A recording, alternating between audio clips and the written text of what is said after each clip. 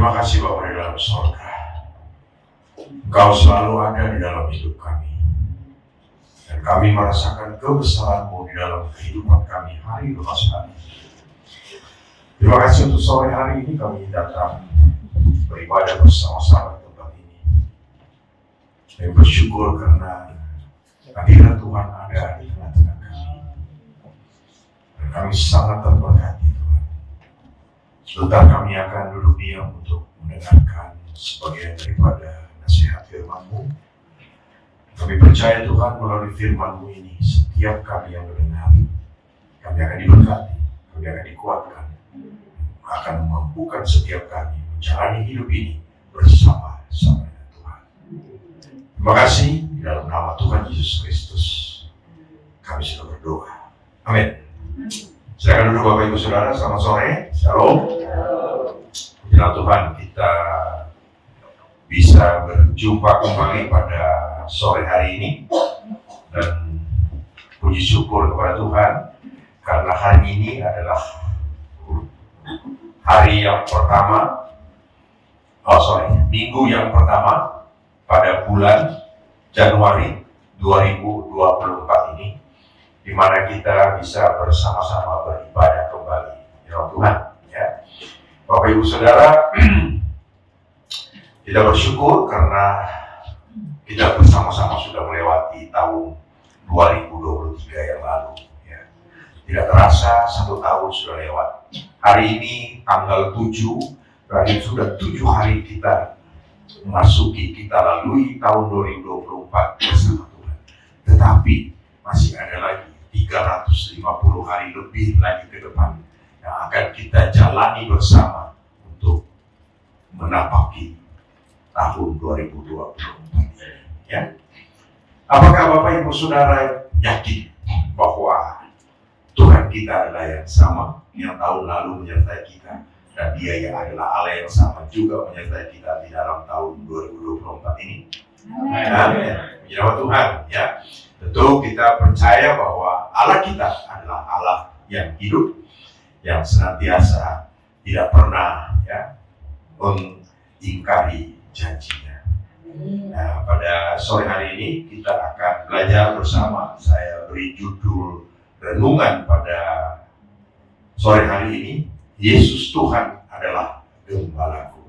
Saya undang kita sekali lagi bangkit berdiri. Kita akan membaca ayat firman Tuhan dari Mazmur 23 ayat 1 sampai dengan yang ke-6.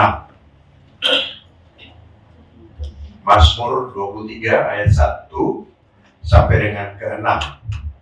Mungkin tidak bisa tampil Pak Jim? Bisa.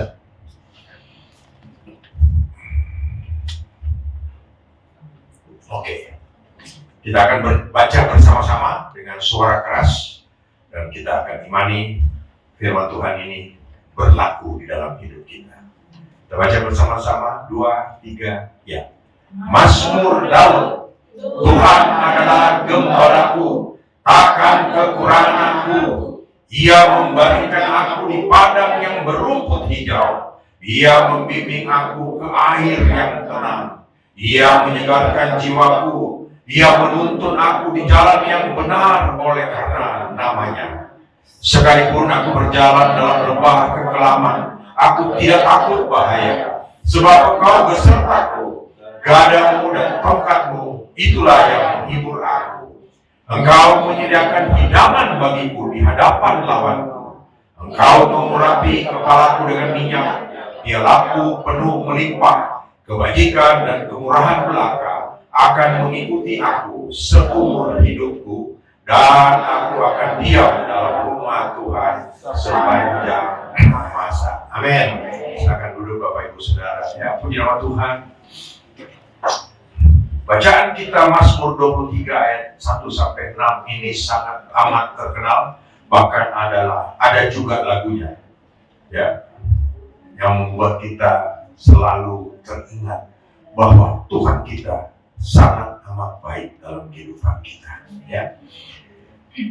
Mazmur ini ditulis oleh Raja Daud, dan pada waktu dia menulis ini, Raja Daud itu sedang dikejar-kejar oleh Saul.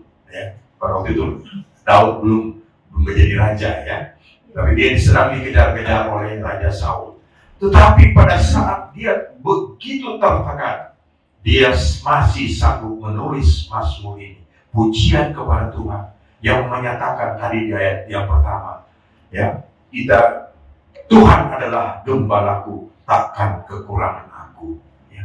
Pada waktu dia sedang menghadapi masalah yang sangat besar dalam kehidupannya, dia masih yakin bahwa Tuhan Allah yang dia sembah itu, Allah yang memilih dia itu, yang akan menolong dia. Ya, dikatakan dalam keadaan seperti itu dia masih bisa berkata, takkan kekurangan aku. Dan kemudian kita baca ayat-ayat tadi, begitu luar biasa dia merasakan pertolongan daripada Tuhan. Dan puji nama Tuhan ya Bapak Ibu Saudara, ini yang dirasakan oleh seorang Daud pada waktu itu. Ya. Dia merasakan bahwa Tuhan adalah gembalanya yang baik, ya, yang menuntun dia, membuat dia tidak merasa kekurangan, ya, menuntun ke jalan yang benar, dikatakan di situ.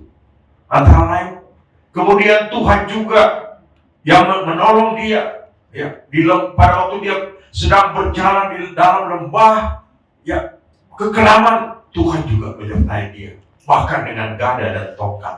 Ya. Dan ini adalah ungkapan hati bahwa Daud, dia merasa tenang dan aman di bawah pimpinan daripada Tuhan, yaitu Gembala yang agung itu. Ya, kita memasuki tahun 2024, kita juga harus bersikap seperti Daud ini, di mana di dalam dia sedang merasakan tekanan yang begitu besar, dia tetap tenang. Ya. Bapak Ibu Saudara, kita tahu bahwa Tuhan Yesus memang adalah gembala kita yang baik. Dan dia itu nyatakan sendiri Bapak Ibu Saudara. Dan ini pernyataan daripada Tuhan Yesus sendiri.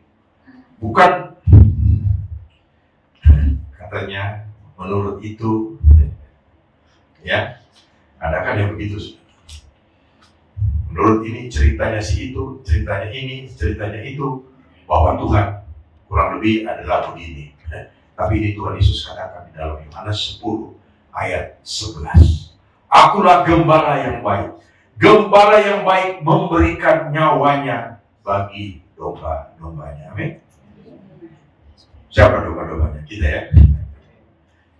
Hari ini kita akan memperingati kematian Tuhan Yesus dengan kita akan bersekutu dengan tubuh dan darah daripada Tuhan, di mana pada saat setiap kali kita makan dan minum ini, kita selalu mengingat pengorbanan daripada Tuhan, dan itu akan terus menguatkan kepada setiap kita bahwa kita punya Allah yang tidak sekedar ngomong, dia benar adalah Allah yang memberikan nyawa bagi domba-dombanya. Amin. Ya. Kemudian ada lagi penegasan daripada Tuhan Yesus. Di ayat yang ke-14 dikatakan, akulah gembala yang baik. Tuhan Yesus adalah gembala yang baik. Kenapa? Karena ada banyak gembala yang tidak baik. Tanda kutip ya, gembala-gembala di dunia ini ada banyak yang tidak baik. Dan aku mengenal domba-dombaku dan domba-dombaku mengenal aku. Amin. Allah mengenal setiap kita.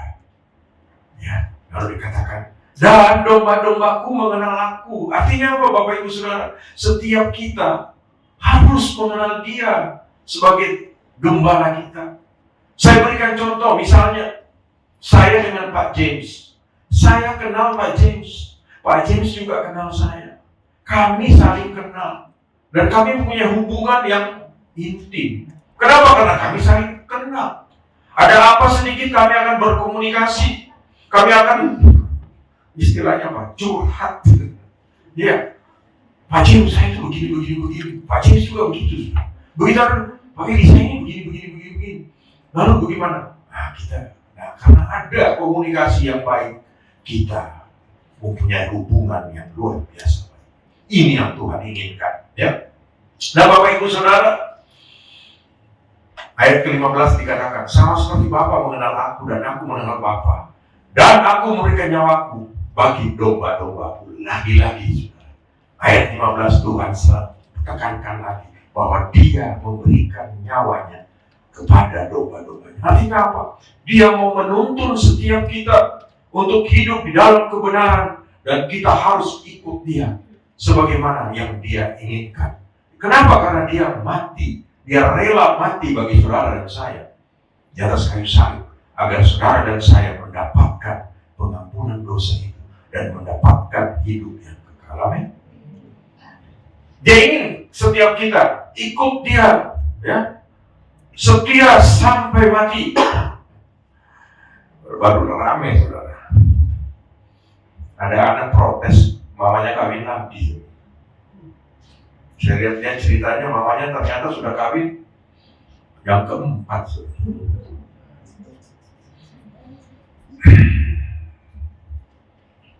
Terus anaknya ditanya, kamu gimana? Menurut kamu, mamamu udah kawin, terus nyebrang sungai. Ngerti ya nyebrang sungai, sudah. Itu tidak perlu vulgar ya. Saya cuma bilang nyebrang sungai.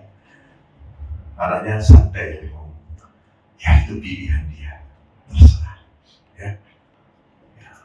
Dulu waktu kecil dia ajarkan saya iman kepada Kristus. Sekarang dia pilih itu, terserah dia. Ya. Ini adalah satu contoh. Ya.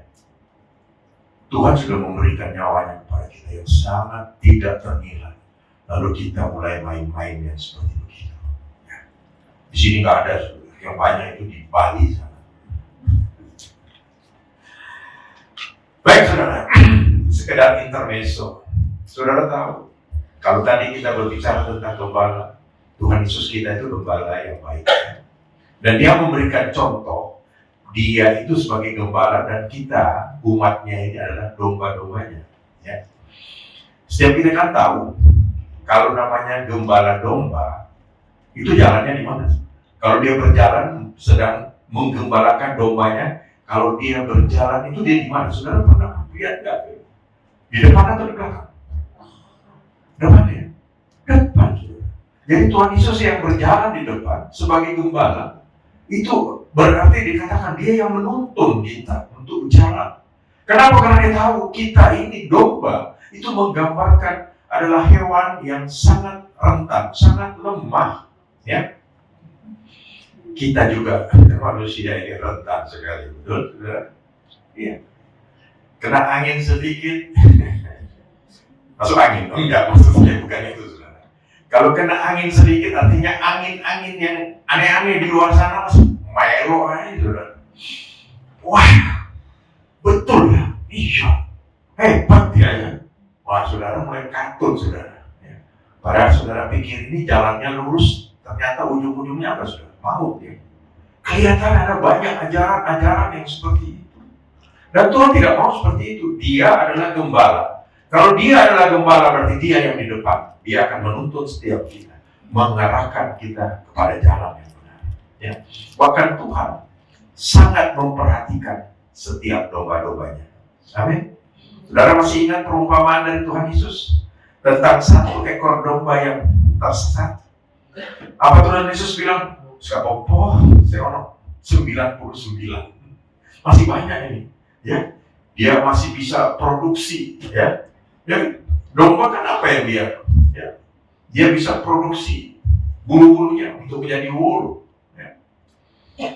Saudara ingat, hati-hati, konotasinya bukan itu. Ya. Domba yang saya katakan tadi menghasilkan bulu-bulu yang akan jadi wool itu menggambarkan setiap kita umat percaya kepada dia, kita akan menghasilkan sesuatu buat Tuhan. Amin. Yang maksud apa? Saudara dan saya berbuah, bertumbuh di dalam dia, berbuah di dalam dia, dan salah satu buah itu adalah kita. Bagaimana kita menggambarkan kabar sukacita itu pada orang di luar sana yang belum tahu tentang Tuhan. Dan itulah yang digambarkan sebagai bulu-bulu domba yang sangat berharga, saudara. Kalau saudara mendapatkan satu jiwa saja, ya, kemudian dia terima Yesus sebagai Tuhan dan Juru Selamatnya, berlaksa-laksa malaikat bersorak-sorai di sorga. Amin. Ini firman Tuhan yang katakan. Jadi apa? Berharga sekali seorang atau satu jiwa di hadapan Tuhan. Oleh karena itu, mari kita harus betul-betul mengikut gembala kita dengan benar. Jangan kita lihat satu contoh gembala yang lain. Saudara tahu, pernah lihat orang gembalakan bebek? Pernah? Kalau bebek itu di mana gembalanya? Di belakang, saudara. Ya, dari belakang bebeknya jalannya miring-miring begini, saudara. Ya, dia yang ikut bingung kabeh, saudara. Ya, ada gembala yang lain itu gembala bebek, saudara. Dia di belakang, dia nggak peduli. Nanti di depan sana ada yang kelindes mobil, ada yang diterkam sama anjing, dia nggak. Tapi kalau gembala domba, seperti gembala yang Tuhan Yesus gambarkan ini kepada setiap kita, dia adalah gembala yang baik. Dia berjalan di depan kita dan kita pasti aman. Amin. Puji nama Tuhan. Ya. Nah, Bapak Ibu Saudara, Daud memberikan penegasan dari bacaan firman Tuhan kita tadi ini, bahwa Tuhan benar-benar adalah gembala yang baik dan Tuhan tidak pernah jauh daripada gembala. Kenapa? Karena Daud sendiri merasakan pada saat dia begitu tertekan, dia tahu bahwa gembala dia tahu setiap persoalan daripada dia. Ya. Apakah saudara sering atau pernah merasakan hal itu di saat saudara benar-benar sudah judek? Saudara judek, gak tahu lagi mau bikin apa. Saudara masih yakin bahwa Tuhan tahu persoalan saudara? Amin. Mau amin. Tante yang banter, tante yang banter ya. Kenapa? Karena tante pernah mengalami hal itu, tahu bagaimana Tuhan tetap menjaga tante. Sampai sekarang punya anak dan mantu, cucu-cucu yang luar biasa. Haleluya. Iya, saudara. Ya, ini yang kita lihat bukti nyata. Kalau kita percaya kepada Allah kita itu, Dia memang benar-benar Allah yang menjadi gembala kita. Amin. Puji nama Tuhan. Ya.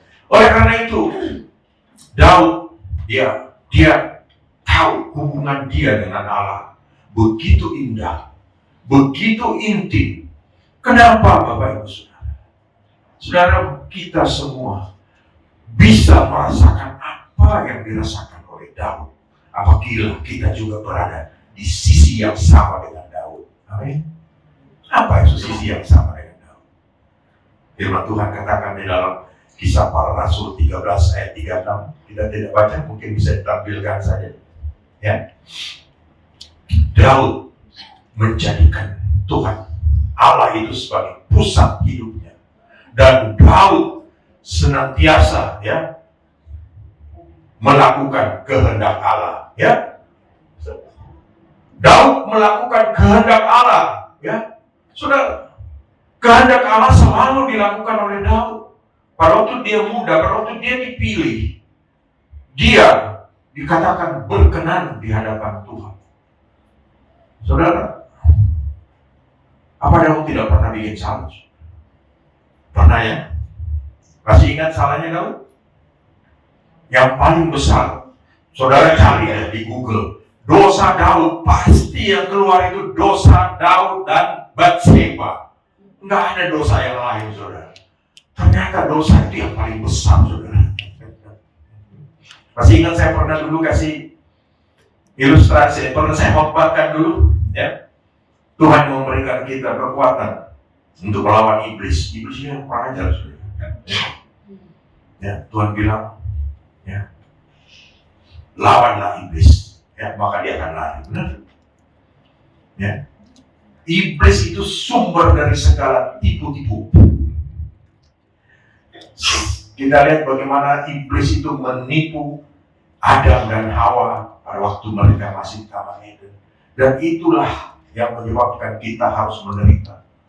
Untungnya kita punya Yesus, Tuhan yang mau jadi manusia dan menyelamatkan kita. Ya. Iblis selalu berusaha untuk menjatuhkan orang-orang yang sudah dipilih oleh Tuhan, bahkan yang sudah berkenan di hadapan Tuhan, termasuk Daud, saudara. Ya, dosa yang terbesar daripada Daud yaitu dia jatuh di dalam dosa dengan Bathsheba. Bukan cuma itu, saudara. Bathsheba itu ditidurin, hamil. Begitu dia tahu hamil, lakinya dibunuh, saudara. Cara halus tapi ya, itu tadi. Ayo kamu maju perang, taruh dia mati. Ini bukti, saudara. Artinya apa? Daud juga melakukan kesalahan. Tetapi apa? Daud tetap nyemplung di dalam kesalahan itu? Kan tidak, saudara. Pada waktu Tuhan suruh tegur dia melalui Nabi Nathan, lalu dia dikasih perumpamaan, lalu dia bilang, iya yang itu salah. Ya kamu itu gitu. Untuk menyadar, ada banyak orang, ya, itu tidak sadar kalau dia salah. Ya, saya nggak kasih contoh jemaat deh ya, saya kasih contoh pendeta aja ya, karena ada istilah di luar sana kan, sesama biskota boleh saling salib-saliban kan, boleh saling mendahului. Kalau saya nanti bilang, ini ada orang, wah jemaat, nanti ada jemaat yang tersinggung, aku kok dikasih contoh, padahal aku udah bikin itu, belum bikin maksudnya. Ini ada, ada contoh, pendeta sudah tahu, ya, contohnya Daud, saudara. Gara-gara sering lihat si Bathsheba kan, ya. Saya dulu pernah khotbah kan, kalau tahu yang seperti itu satu saja yang dosa itu yang kita harus apa, saudara? Lari, ya, lari, tinggalkan itu. Seperti Yusuf, waktu dia dikejar-kejar sama istrinya Potifar, dipegang bajunya, ya. Bajunya, jubahnya sampai dilepas, saudara. Ya, kalau zaman sekarang kan enggak, saudara. Lepas karena PJW.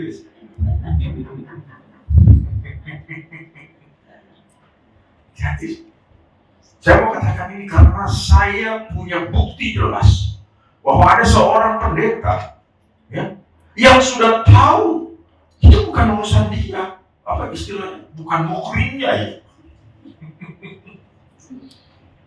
Mungkin saban hari dia lihat, lama-lama, kan gitu ya, ya. Dia perlu kita ajak ke sini untuk lihat Ibu Sukaria supaya dia bertobat, saudara. Ini soalnya, ya, ini Ibu Sukaria ini adalah jemaat yang paling setia, ya. Sejak JKI Suara Kristus berdiri sampai sekarang, Ibu Sukaria ada dengan Ibu Ginting ya. Kalau tante nggak usah ngomong. Ya, nah, Bapak Ibu Saudara, ini karena dia tiap hari lihat, tiap kali dia lihat, mungkin dia itu ngiler, saudara. Nah ini yang saya bilang hati-hati. Yang seperti itu harus dijauhkan dari kehidupan kita. Jangan kita jatuh di dalam dosa, dan akhirnya kita tidak berkenan kepada Tuhan. Ya, itu hati-hati. Ya. Kemudian yang kedua, ya, di dalam 1 Samuel 23 ayat 2, Daud selalu meminta pendapat daripada Allah pada waktu dia akan membuat satu keputusan jika dia hendak berperang. Ini artinya apa, Bapak Ibu Saudara? Setiap kita dalam kita menjalani hidup ini, pada waktu kita akan bertindak sesuatu, kalau kita rasa ragu-ragu, ya jangan lakukan. Tanya dulu kepada Tuhan. Ya, kalau hal-hal yang rutin ya nggak usah lah ya. Masa saudara kamu tidur, kemudian gosok gigi, Tuhan saya gosok gigi, enggak, saudara. Kan susah ya, Tuhan bilang, gua nggak ada kerjaan apa kayak gitu ya, kurang lebih begitu ya. Untuk hal-hal yang saudara rasakan itu berat, untuk ambil satu keputusan, tanya Tuhan. Caranya, berdoa kepada Tuhan. Bergumul minta tanda. Dan Tuhan pasti akan kasih tanda itu. Ya. Artinya apa? Tuhan senang. Istilahnya Tuhan senang itu di-challenge, ditantang dalam hal ini. Kenapa? Karena ini membuktikan bahwa dia adalah Allah yang hidup itu. Amin. Saya ingat pada waktu saya harus merintis di Bali dulu. Saya bilang, saya nggak mampu. Tapi harus. Dan sudah. Harus saya berdoa sama Tuhan, kasih saya 3 tanda. Ini 3 tanda. Kenapa? Karena 1 tidak jelas. Ya. Nanti gampang. Kalau 2 mungkin kurang. Tapi kalau 3, kalau orang Belanda itu mau bikin apa, mesti dia 1, 2, 3. 1, 2, 3, kayak gitu. Jadi 3. Dan Tuhan jawab, saudara. Dan apa terjadi? Ya, benar-benar Tuhan berkati. Ya. Kita di dalam menjalani hidup ini, apapun itu, sebelum kita ambil putusan, kita selalu minta pendapat daripada Tuhan. Apa yang Tuhan mau? Ya. Kemudian di dalam 1 Samuel 16 ayat ke-7, Daud mempunyai hati seorang hamba. Daud adalah orang yang rendah hati. Dan di dalam 1 Samuel 16 ayat 11 sampai 13, situ menunjukkan bahwa Daud itu orang yang setia dalam hal-hal yang kecil. Amin. Jangan kita cuma setia hal besar aja. Hal kecil juga kita harus setia. Tadi pagi dilaporkan ada kesaksian. Ada seorang bapak, dia kesaksian, istrinya kesaksian duluan, kemudian dia juga, bapak mau ya, dia bicara, dia kesaksian. Saya perhatikan benar apa yang dia ingin saksikan. Saudara, bapak ini seorang polisi, saudara. Ya, wah itu kalau dia di polisi ya, pangkatnya lumayan ya. Jadi saya tahu persis orangnya tegas banget. Lalu saya dengar kesaksiannya apa? Ini sangat memberkati saya. Kenapa? Dia cerita, saya tidak ada kesaksian lain. Istri saya sudah saya saksikan. Tuhan luar biasa dalam hidup saya. Cuma 1 hal kecil yang saya merasakan. Saya punya Tuhan yang luar biasa. Apa ceritanya, saudara? Ternyata dia punya HP itu, saudara. Sudah berkali-kali rusak. Sudah berkali-kali dibawa ke tukang HP. Tidak bisa sembuh. Tidak bisa benar. Akhirnya dia kesel. Dia pikir HP ini kan juga mahal ya. Mungkin HP-nya dia itu iPhone ya. Jadi dia sudah Tuhan. Dia sudah gak pusing. Dia bilang, Tuhan, saya serahkan kepada Tuhan HP ini. Terserah Tuhan. Ini mau betul apa enggak, terserah Tuhan. Udah dia tinggalkan, dia bertugas sebagai polisi. 2 hari kemudian dia iseng-iseng pegang. HP-nya hidup, saudara. Ini hal yang kecil, ya. Apakah kita pernah melakukan itu dalam hidup kita? Hal-hal yang kecil kita tetap mengandalkan Tuhan. Dan ini yang sangat berarti di mata Tuhan bagi seorang Daud. Amin. Jadi Daud itu dia berkenan di hadapan Tuhan, dan itu yang membuat Daud akhirnya merasakan apa yang dikatakan tadi. Takkan kekurangan aku. Kenapa? Karena dia merasakan bahwa Tuhan adalah Allah yang benar-benar memelihara dia. Ya. Nah, Bapak Ibu Saudara, secara cepat saja saya ingin menyampaikan dari ayat pembacaan firman Tuhan kita dari ayat 1 dan 2. Tuhan adalah gembalaku, takkan kekurangan aku. Ia membaringkan aku di padang yang berumput hijau. Ia membimbing aku ke air yang tenang. Artinya apa, Bapak Ibu Saudara? Tuhan tahu kebutuhan kita. Dan kita memang sebagai manusia mempunyai 1001 macam kekurangan. Ya. Ada yang kurang kasih, ya, kurang cinta, kurang bakat, ya kan? Bahkan kurang uang, kurang makan. Seperti saya ini sekarang ini, saudara, istri saya sering ngomel. Saya tanya dia kemarin, kamu udah perhatiin muka aku ini cowok, kecil muka aku ini. So sweet. Lalu kemarin kita video call sama anakmu yang di Belanda loh. Dia begitu lihat saya, dia bilang, Papa kok kurus? Istri saya bilang, enggak kok papamu enggak kurus. Jawabnya apa? Iya, mama lihat tiap hari. Aku yang ramah dan lihat papa kurus. Kenapa kurang makan?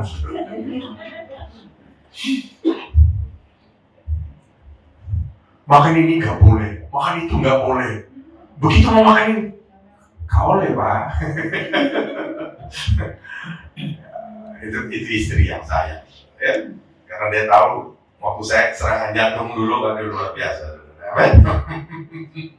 Ya, nah Tuhan tahu setiap kebutuhan kita, jadi kita jangan pernah takut bahwa Tuhan tidak pernah menolong kita. Karena di dalam Matius 6 ayat 25 dan 26 dikatakan begini. Karena itu aku berkata kepadamu, janganlah khawatir akan hidupmu, akan apa yang hendak kamu makan atau minum, dan janganlah khawatir pada tubuhmu, apa yang hendak kamu pakai. Bukankah hidup ini lebih penting daripada makanan, dan tubuh ini lebih penting daripada pakaian? Pandanglah burung-burung di langit yang tidak menabur dan tidak menuai dan tidak mengumpulkan bekal dalam lumbung, namun diberi makan oleh Bapamu yang di sorga. Bukankah kamu jauh melebihi burung-burung itu? Amin. Ya, kita lebih berharga dari burung-burung itu. Ya. Saya ingat satu saat Bu James pernah kita ngobrol-ngobrol terus Bu James ngomong begini. Iya Pak, benar ya. Tuhan itu memang baik. Firman Tuhan itu benar. Saya dulu Pak, saya umur selama saya jalan di jalan, Bu James itu sering jalan di jalan, suka nyetir sendiri juga. Ya. Saya itu tidak pernah lihat loh Pak, di jalan itu ada burung terbang tuh kelapuk jatuh mati karena dia tidak makan. Iya, saya bilang, iya benar juga ya Bu ya. Benar ya saudara ya? Tuhan kita benar. Dia tahu kebutuhan kita, makanya kita tidak perlu khawatir. Amin. Tuhan katakan, carilah dahulu kerajaan Allah dan segala kebenarannya, maka segala sesuatu itu akan ditambahkan kepada. Ya, itu dari segi jasmani kita. Pada saat saudara sedang menghadapi masalah, saudara mungkin stres, ya, saya tidak tahu apa yang saudara hadapi, datang kepada Tuhan. Kenapa dalam Matius 11 ayat 28 dikatakan, marilah kepadaku semua yang letih lesu dan berbeban berat, aku akan memberikan kelegaan kepadamu. Amin. Ya, itu tadi. Ya. Tuhan tahu segala kebutuhan kita. Berikutnya, Mazmur 23 ayat 3 dan 4. Ia menyegarkan jiwaku, ia menuntun aku di jalan yang benar oleh karena namanya. Sekalipun aku berjalan dalam lembah kekelaman, aku tidak takut bahaya. Sebab engkau besertaku, gadamu dan tongkatku, itulah yang menghibur aku. Saudara, Tuhan tahu. Pada saat kita lemah, letih, lesu, Tuhan menyegarkan kita. Ya, kenapa? Karena Dia menuntun kita di jalan yang benar. Ya, mungkin satu saat kita sedang, aku ini capek Tuhan menghadapi hidup ini. Mulai jalan miring-miring ya.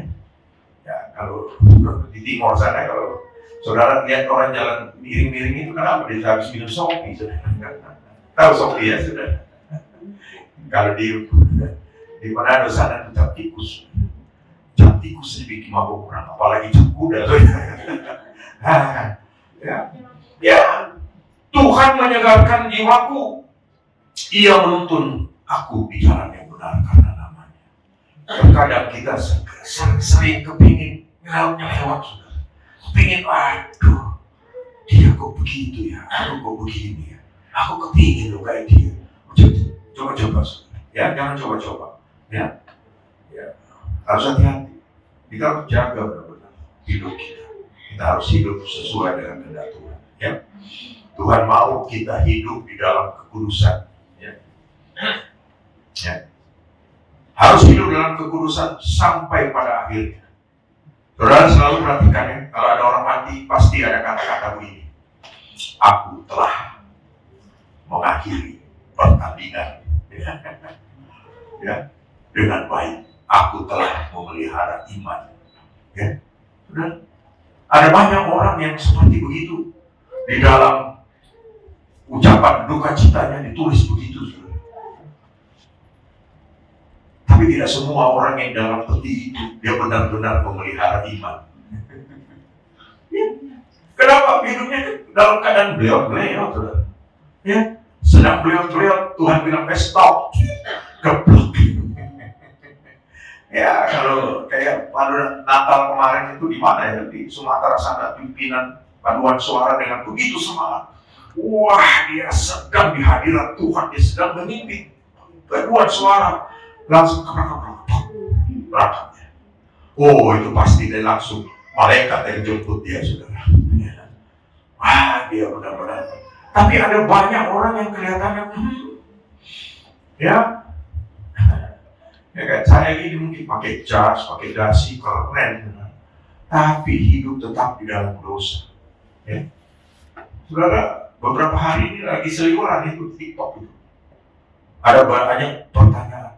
Kenapa sih Pak pendeta ini, lagi-lagi pendeta Pak James ya? Pendeta. Soalnya kalau pendeta dia nggak bisa nuntut saya, soalnya memang dia bikin begitu. Kenapa sih pendeta ini kok waktu dia mati, kok jenazahnya ditaruh di yayasan?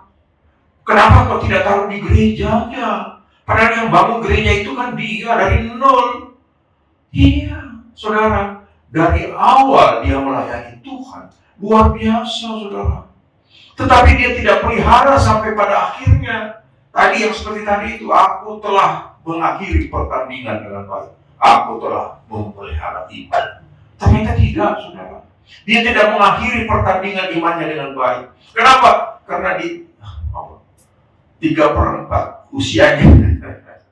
Oh, sudah lebih, saudara. Ya, lebih dari 3/4. Katut kuntilanak ya, saudara. Itu tadi, ketok, berhari ketok, kimis. Aduh, kok sabar kali kok.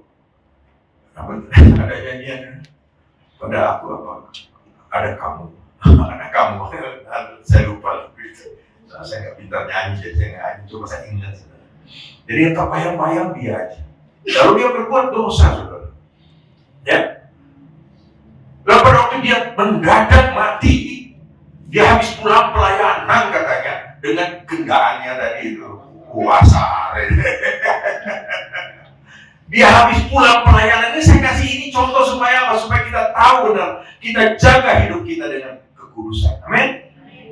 Dia katanya pulang dari Jakarta habis pelayanan dengan kendaraannya. Tema teta iya, saudara. Mendadak serangan jantung, saudara. Di bawah tuh. Saudara, apa kira-kira dia ada di surga? Hah? Tuhan Yesus gak adil loh itu. Iya. Apa Tuhan Yesus pikir, oh dia punya ini? Ini mungkin orang berpikir begitu. Kan aku sudah berbuat baik ini. Di ujung-ujung gak apa-apa kan Tuhan salah-salah sedikit. Kan juga lebih banyak aku berbuat baik dan berbuat salah. Dosa is dosa, saudara. Amin. Dosa adalah maut. Upah dosa adalah maut. Jelas. Nanti kalau kita masuk surga, kemudian nanti kita sampai di sana sama-sama, kemudian kita cerita. Kita mulai lihat. Oh iya, kok kau ada dia? Ngadi. Tanya sama malaikat, kat. Ini orang ini. Nah, siapa sih? Malaikat dibuka buku kehidupan. Cari. Kau nih? Siapa sih yang gua maksud itu? Karena ini, itu sih bangun gereja itu loh. Waduh itu loh. Ambil anak itu kau nih di pondok gereja jenazah tanpa dijasa. Siapa ya? Kau loh begini. Nah itu terjadi sangat mengerikan kalau terjadi di dalam kehidupan kita. Amin. Makanya jaga kehidupan kita. Amin. Firman Tuhan. Kalau kita sedang di dalam lembah kekelaman, artinya kita dalam keadaan susah, aduh, benar-benar tertekan. Percaya Tuhan akan memberikan kelegaan kepada kita. Ya, kenapa? Karena Dia, ya, dikatakan walaupun kita ada di dalam lembah maut yang gelap, ya, bukan kalau kekelaman, toh kita ngomong kelam, tahu ya kelam, saudara? Kalau orang Manado bilang poka-poka, itu sudah tidak terang, tidak gelap, itu poka-poka. Nah, kurang lebih begitu. Nah, tetapi di sini dikatakan lembah maut yang gelap. Kita rasanya sudah tidak mungkin lagi ada jalan keluar. Tuhan, ya, menyertai setiap kita. Ya, Tuhan berjalan dengan kita dan kita akan diberikan pertolongan. Karena dalam 1 Korintus 10 ayat 13 dikatakan, pencobaan-pencobaan yang kamu alami ialah pencobaan-pencobaan biasa. Amin. Manusia berat loh Pak, pencobaan saya berat sekali. Kayak apa sih beratnya? Tuhan bilang semua pencobaan yang kamu punya itu hanya pencobaan biasa. Yang tidak melebihi kekuatan manusia. Yang sudah sering mengalami pencobaan itu, sudah tahu, oh iya, kuat kok Tuhan. Kenapa? Karena Tuhan bersama dengan aku. Amin. Sebab Allah setia dan karena itu Dia tidak akan membiarkan kamu dicobai melampaui kekuatan. Tidak mungkin juga. Kita akan dicobai oleh Tuhan lebih dari kepada kemampuan kita. Pada waktu kamu dicobai, Ia akan memberikan kepadamu jalan keluar sehingga kamu dapat menangguhnya. Ya, ada gada dan tongkat daripada Tuhan yang akan menghibur setiap kita. Itu apa, saudara? Gada dan tongkat itu melambangkan kekuatan daripada Allah. Dia adalah Allah yang super power. Ya, Dia dapat melakukan segala perkara. Karena Dia punya gada, Dia dapat melawan siapa saja yang akan mengganggu kita. Ya, si iblis itu pasti akan bertekuk lutut. Ya, tongkat itu melambangkan bahwa Tuhan selalu menuntun, melindungi, menjaga. Gembala itu selalu punya tongkat gembala dan dia pasti akan menuntut setiap kita. Nama Tuhan. Ayat 5 dan 6 ini yang terakhir. Engkau menyediakan hidangan bagiku di hadapan lawanku, engkau mengurapi kepalaku dengan minyak, pialaku penuh melimpah. Kebajikan dan kemurahan belaka akan mengikuti aku seumur hidupku, dan aku akan diam dalam rumah Tuhan sepanjang masa. Amin. Ada kebajikan dan kemurahan yang Tuhan sudah sediakan kepada setiap kita. Itu apa? Itu berkat-berkat yang Tuhan sudah sediakan bagi kita. Apa kita orang percaya tidak perlu berkat? Perlulah. Gereja ini bisa berjalan sampai sekarang ini karena berkat Tuhan. Amin. Yang lalu sudah saya saksikan bagaimana kami bergumul sama Tuhan. Kami terusir dari sana, teraniaya di tempat yang itu. Tapi Tuhan bilang, ya, kita punya tempat yang begini nyaman, saudara. Ya, nyaman ya, saudara. Kadang, saudara. Saya kadang setengah mati. Ya, katakan tadi menyediakan makanan di hadapan, hidangan di hadapan lawan. Artinya apa? Tuhan selalu membela setiap kita. Siapapun ya yang mau mengganggu kita, Tuhan akan membela setiap kita. Ya, puji nama Tuhan. Bapak Ibu Saudara, Tuhan tidak pernah meninggalkan setiap kita. Ya, oleh karena itu, mari kita datang kepada Tuhan, karena Tuhan akan mengurapi kepala kita dengan minyak. Itu artinya apa? Tuhan memberikan kepada kita Roh Kudus-Nya. Ya, pada waktu Tuhan Yesus sudah mati di atas kayu salib, kemudian Tuhan Yesus bangkit dan naik ke surga. Tuhan Yesus bilang, aku tidak akan meninggalkan kalian menjadi anak yatim piatu, tapi akan memberikan seorang penolong, yaitu Roh Kudus. Ya, dan dia akan terus ada dalam kehidupan kita. Makanya Roh itu akan terus memberikan penghiburan kepada kita. Ya, memberikan kita pertolongan, memberikan kita semangat pada waktu kita menghadapi hidup yang sulit. Sesulit apapun itu, kalau ada Roh Tuhan dalam kehidupan kita. Kita lihat bagaimana Daud. Ya, dia rasakan itu dan katakan, kepala diurapi dengan minyak, bahkan akhirnya pialanya berlimpah. Ya, tempat dia minum itu berlimpah. Artinya apa? Berkat-berkat itu melimpah ruah. Asal saudara tadi berkenan di hadapan Tuhan. Amin. Oleh karena itu, Bapak Ibu Saudara, sore hari ini, mari ya, setiap kita benar-benar mencontoh apa yang Daud sudah lakukan. Pada waktu dia sedang menghadapi masalah, persoalan yang begitu besar dalam kehidupan, dia katakan, Tuhan adalah gembalaku. Amin. Kita punya Tuhan yang luar biasa. Dia pasti akan menuntun setiap kita, memeluk kita pada waktu kita sedang terpuruk, dan akan memberikan kita penghiburan, kekuatan agar kita bisa mampu berdiri kembali. Dan saya percaya Bapak Ibu Saudara, saudara dan saya, yang terakhir dikatakan, aku akan berdiam di rumah Tuhan, ya, di rumah Tuhan sepanjang masa. Artinya apa Bapak Ibu Saudara? Tetaplah hidup di dalam hadirat Tuhan. Amin. Jangan coba-coba untuk keluar, ya. incip-incip di sana. Jangan, saudara.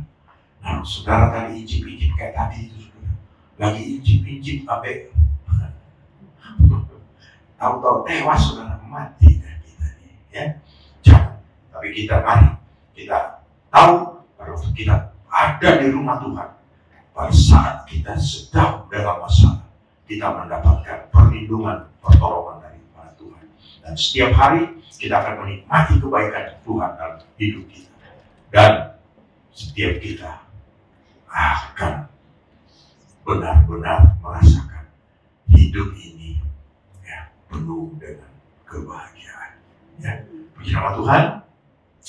Tuhan Yesus memberkati, dan kita akan masuk di dalam perjamuan kudus.